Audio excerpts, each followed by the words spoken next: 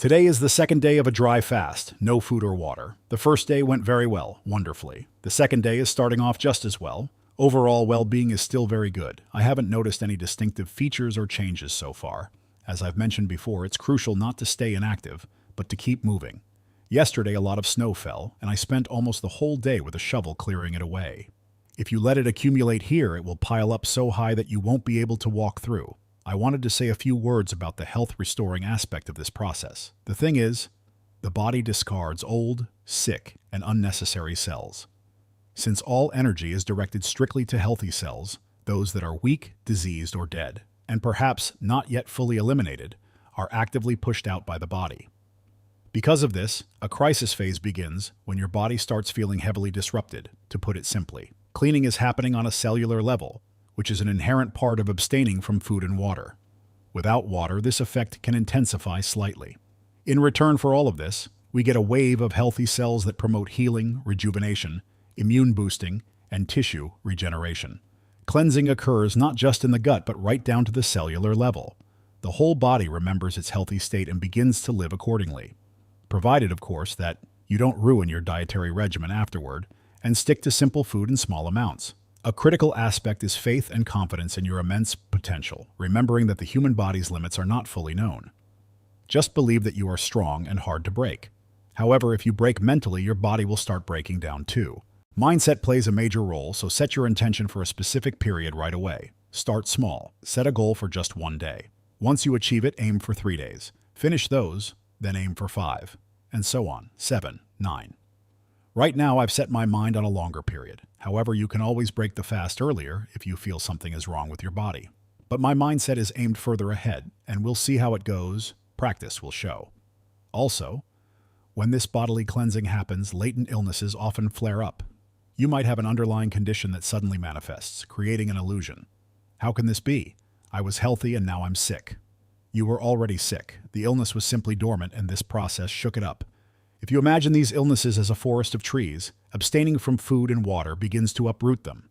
Interestingly, when you undertake a longer fast and reach the first crisis, the body prunes these trees and clears them away.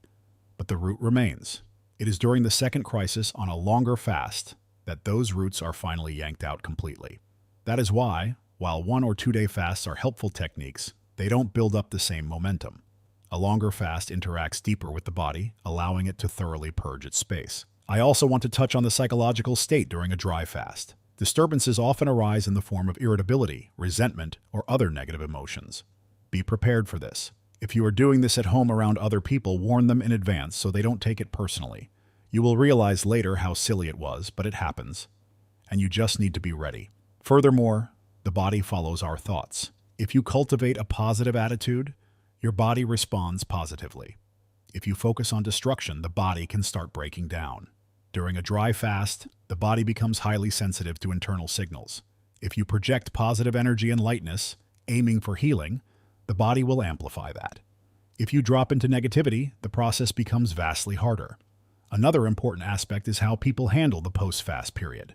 Many break their fast and immediately overeat or overdrink. Taste buds become extraordinarily sensitive after resting. When you take that first bite, it feels like an explosion of flavor. Always break your fast with very simple unseasoned food, neither salty nor sweet. That will already be more than enough. Use diluted juices, halved or 2/3 water. Even plain water with a tiny splash of juice will taste as rich as a hearty soup because of your heightened senses. After completing these processes, try to stay on simple foods like plain porridge, grains, vegetables, and fruits for as long as possible. Avoid adding salt or spices so you can enjoy the natural flavors. This gives your palate a break from processed foods packed with artificial flavor enhancers. In fact, when you try commercial, canned food later on, you might find your body outright rejecting it. Lastly, when you go without food and water for an extended period, alternative internal energy sources kick in. Don't worry, you have them.